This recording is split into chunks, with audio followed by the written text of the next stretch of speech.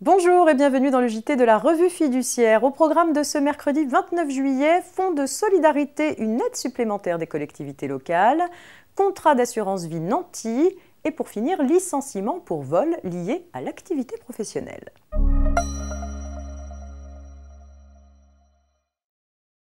L'un des derniers élargissements du Fonds de solidarité à destination des petites entreprises a été l'occasion de créer une aide supplémentaire à l'initiative des collectivités locales. Départements, communes et établissements publics de coopération intercommunale à fiscalité propre ont désormais la possibilité de financer une aide destinée aux entreprises établies sur leur territoire.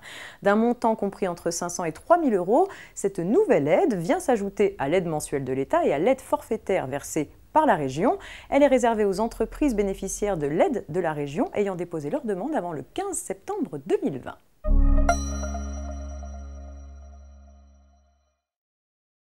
Une petite histoire de contrat d'assurance vie nanti à présent. Suite à un litige l'opposant à un particulier concernant le paiement d'un arriéré d'impôt, un percepteur notifie un avis à tiers détenteur à l'assureur, gestionnaire de l'assurance vie détenue par ce contribuable, pour qu'il prélève l'impôt dû sur le solde du contrat.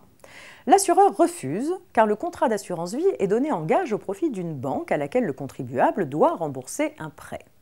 La Cour de cassation juge qu'un contrat d'assurance vie donné en gage ne peut pas faire l'objet d'une saisie fiscale par d'autres créanciers. Seul le créancier bénéficiaire du gage est autorisé à procéder à un rachat total ou partiel du contrat.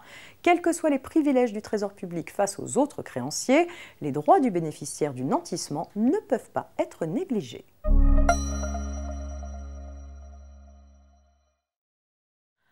Et on termine ce JT avec une affaire de licenciement pour vol lié à l'activité professionnelle.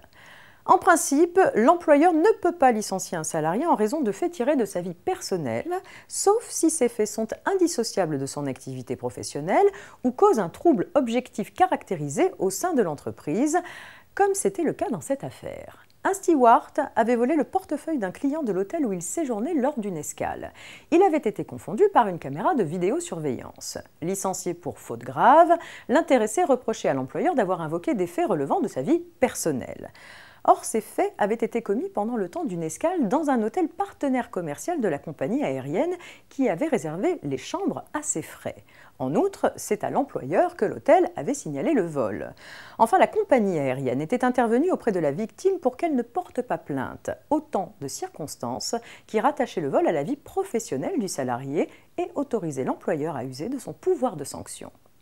C'est la fin de cette édition, je vous souhaite une belle journée. À demain.